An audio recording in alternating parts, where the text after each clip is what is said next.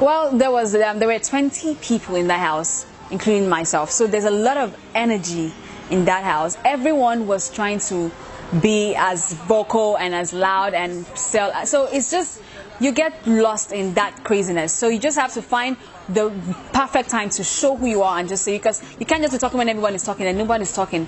And there's like a lot of craziness in that house, like I said before, a lot of loud personalities. Yes, I am an entertaining person. That was who I am. That is who I am, rather. But when you get into the house, you have to find a strategic, the right time to showcase who you are, because else you're just making noise in that house. Big Brother Nigeria going to the house. Big Brother Nigeria going to the house. Well, I went in with one simple strategy.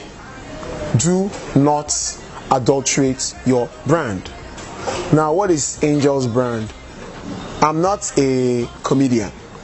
I'm not the kind of person that jumps around. So, of course, I'm not expected to be all over the place. But one thing was important to me, integrity.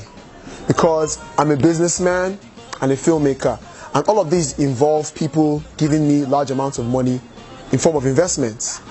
And I wanted to make sure that every point in time, these investors or potential investors would always see me as a trustworthy and straightforward person. So my strategy was, go there, be yourself, and do not adulterate your brand. And I believe that up until the end of the competition, I was true to that strategy.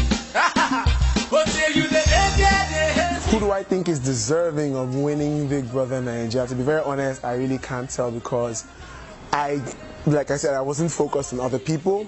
Who would I want to win? On the other hand, I would want Rico Suave, my very good friend, to win. We've not really spent much time outside, so we don't know what's working on the outside world. But inside, I think from what I saw inside the house, I think Toby has a good chance. Toby and Miracle, they are both very free-spirited, and they're just fun to be around. And I don't know if that's what Nigeria and the whole of Africa is binding to, but from where I'm standing, they have a good chance. I might not exactly want them to win, but it is what it is. It's nobody's game at this point. The little time I got to know Rico, I found out that as much as annoying as it is that he's selfless, it's a good thing. It's where that 45 million will be well, used in a selfless act, and as to just, going to release this or release a movie or sing or whatever. At least if it's put in a selfless act, yeah, of course he's going to take care of himself. But when he has a goal, he has this thing about autistic kids, and I really buy into that. I really love selfless acts, so I would really love him to win, because it's going to help a lot of people out there, a lot of people who have disorders like me and my acne. It's going to help people out there like us who have things that we didn't ask for. So I would want that. I want to key into that as well. So Rico for the money. I wasn't sexually attracted to anybody, but there was a girl I really, really liked, and her name, as a lot of people know, is Ahneeka, who happened to become my strategic partner at some point. And I liked her so much because we were friends and we could easily connect and be ourselves around each other. That was pretty much it. But in terms of anything more than that, I really can't say. Going into the house, I never had the mindset that, I'm going to go and look for a guy or scat guys there and look for who to fall in love with.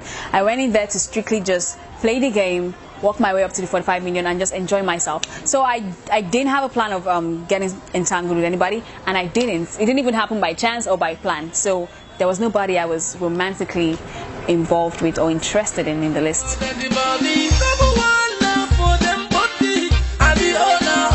I have very low immunity to cold, so once I touch water, my whole body freezes up. So I stayed away from water. I didn't necessarily. I washed the dishes and everything, but going to the jacuzzi, just immersing yourself in water, I couldn't deal with that. But as shower goes, did you guys follow me everywhere? Do you know when I took a shower or not? There are 19 other people in that house, so how do you know when I take a shower or not? Or I need to parade up and down with towel before you know I'm taking a shower. Come on, they don't show shower, so you won't know if I've taken a bath or not. And my clothes in the house were casual, so even if I'd had my bath, I don't clam up. I just continue my comfy clothes. So I don't see why you would be looking for my shower.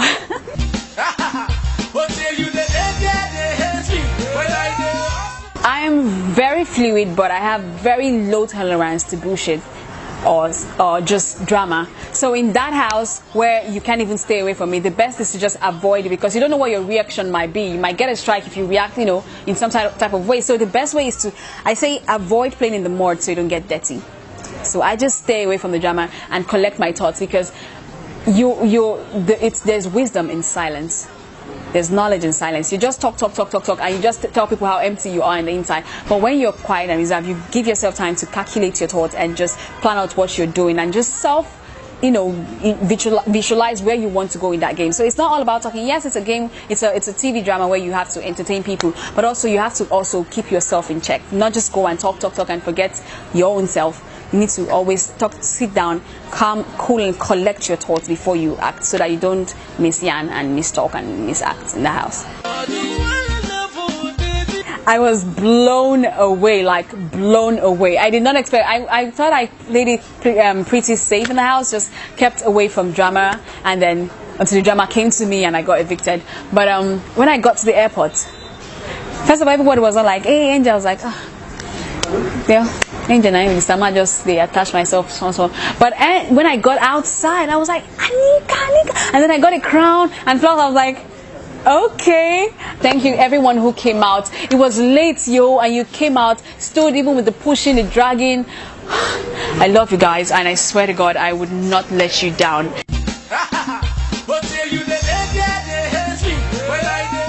Well, it's very simple. First and foremost, I'm an entrepreneur, I'm a businessman. And I run 2 small companies, a film studio and a tech company. So simultaneously, I'm working on a feature film, and on the tech side, I'm building a new app and a phone. Now, the tech innovations are long-term. They can take me a year, it can take me a year and a half, because the technology we're integrating into our phone, no other phone on the planet that has been released has it. I'm talking all the big names do not have it. People have done it. I'm not saying nobody has done Duamo. It's technology. People feel don't do it for their house keep. But no other phone that has been released commercially has it. That's a lot of R&D, and right now our prototype is very big. So we're still trying to break it down, and of course we're a small company that's funded by a guy who doesn't really have money. I mean, I don't get money. So everything is slow. But on the entertainment side, my feature film, I already have 1 or 2 interested investors, and hopefully I'll talk to some more, and we will be making the film within the next 2-3 months. That is my primary focus. I am a filmmaker and entrepreneur, and that's not going to change. As grateful as I am for this platform, I'm just going to take it one step at a time. I have a lot of things I want to do, like a lot. But first of all, I'm going to expand my media career. As outside of presenting, I'm going to go into movies as well. I'm going to go into in the capacity of acting, directing, producing, and script writing. Lastly, education. I come from a background where education is very important, and there's a little bit of imbalance in the educational sector, being that sometimes maths suffers than English, and then sometimes English is more important. So I want to be involved in education in a way I can balance it out. That if you know maths, you can also be very well spoken and very articulate, because I studied engineering, and there was this conception that engineers don't know how to speak English, that they all know how to calculate and all that. So I would really like to go into education to balance that out, so that engineers are very vocal and very articulate and can represent themselves no matter what.